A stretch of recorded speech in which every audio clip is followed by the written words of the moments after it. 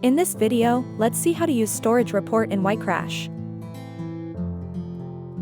This is the storage report, which shows the disk utilization on your device or on your container in which your application is running. The storage report has 3 columns: file system, mounted on, and used columns. File system refers to each drive name on the device, which can be physical hard drives, partition drives, virtual or temporary drives. The mounted on column displays the directory in the file system where the corresponding file system is mounted. It represents the location in the directory tree where the file system is available for users to access its contents.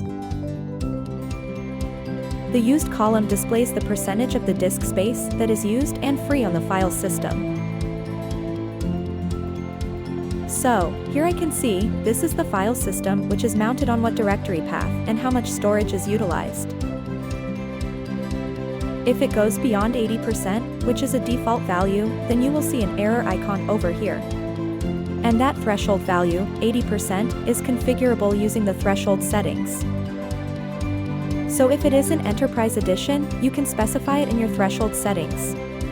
You can refer to our documentation page if you want to know how to change the threshold value.